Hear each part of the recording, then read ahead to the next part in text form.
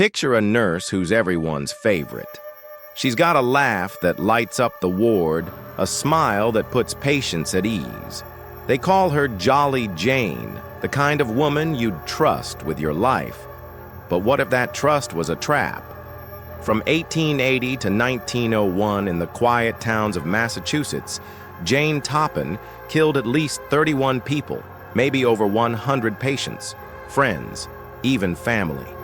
She didn't just end their lives. She held them close, watched their last breaths, and felt a twisted thrill as they slipped away. This is the story of Jane Toppan, America's first female serial killer, a woman whose darkness ran deeper than anyone could imagine. Stick with me because this one's gonna crawl under your skin. Jane was born Honora Kelly in 1857 in Boston to Irish immigrant parents. Her childhood was a nightmare. Her mother died of tuberculosis when Jane was barely a toddler, leaving her with a father, Peter Kelly, who was unhinged. They called him Kelly the Crack for his drunken rants. Some said he once tried sewing his own eyelids shut in a fit of madness. By 1863, he abandoned Jane 6 and her sister Delia 8 at the Boston Female Asylum, a grim orphanage for poor girls. Records called it a rescue from a miserable home. But for Jane, it was just a new kind of cage.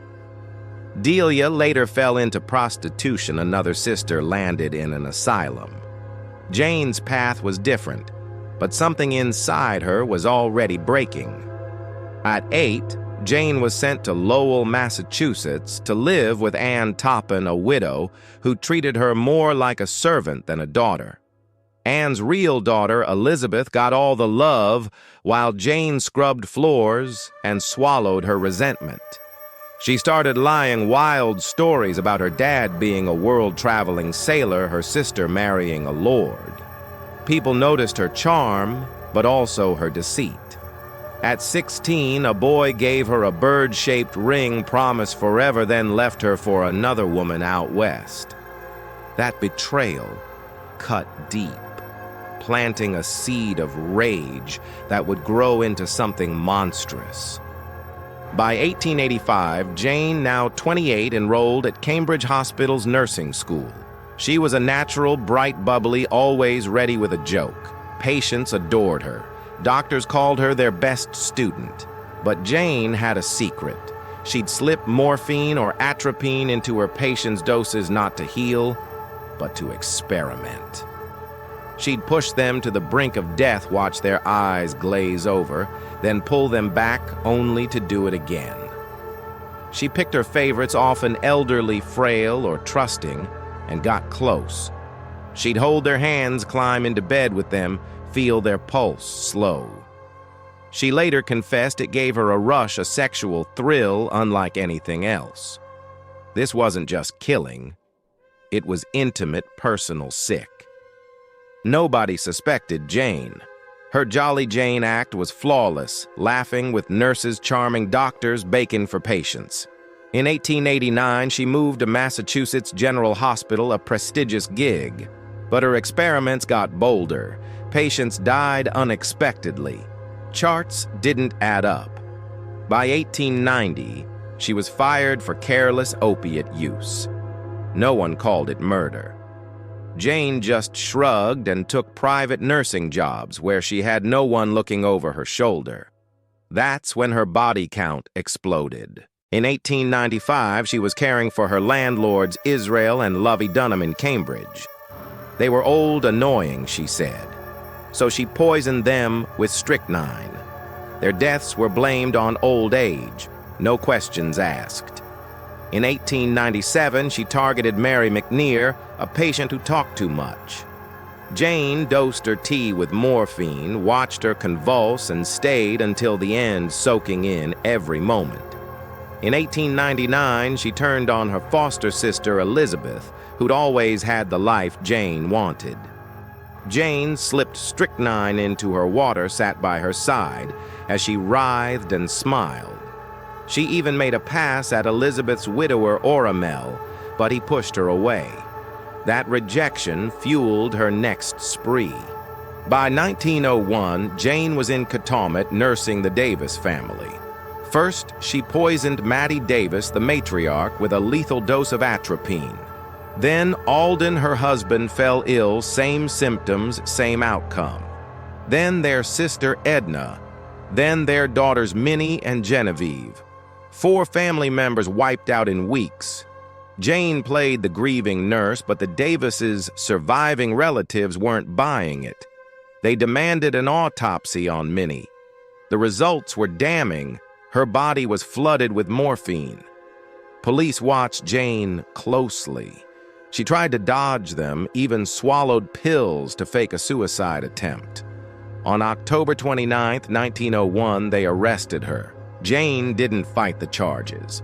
In 1902, she confessed to 31 murders, but bragged it could be over 100.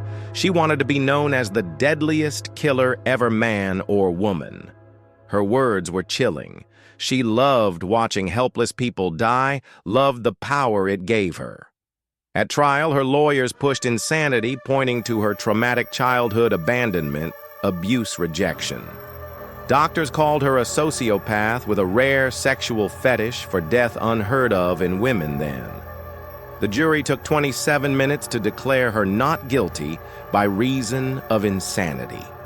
She was sent to Taunton State Hospital for life. In the asylum, Jane's mask fell.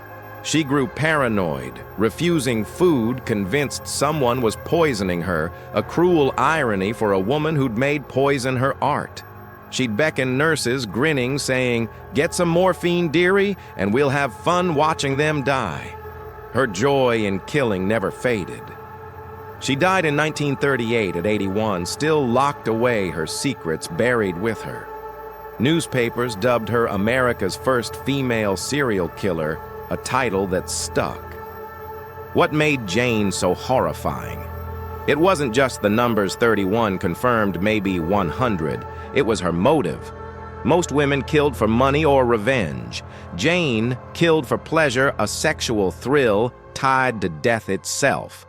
Her childhood abandonment, rejection, anti-Irish prejudice in Victorian Boston built a perfect storm.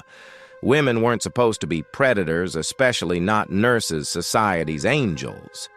Jane used that trust to kill over and over for 2 decades.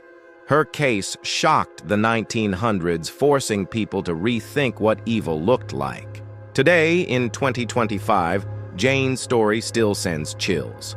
On X, true crime fans like a Fascinate and a Serial Killex call her the ultimate angel of death, a nurse who turned care into a nightmare.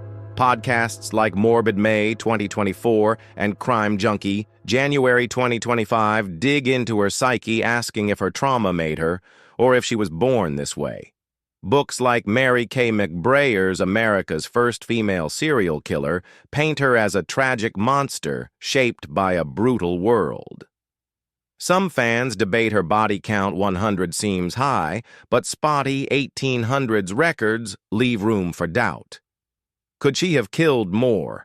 Her case still feels raw, a warning that evil can hide in the kindest face. Jane Toppan wasn't just a nurse. She was a predator who twisted trust into a weapon. How did she fool everyone for so long? Was it her charm or society's refusal to see women as dangerous? And why are we still drawn to her darkness? Drop your thoughts below. What drove Jane trauma madness, or something darker? We're a small channel chasing 1,000 subs, diving into cases like this every week. Hit subscribe, share this story, and join our true crime crew. Let's keep peeling back the shadows together.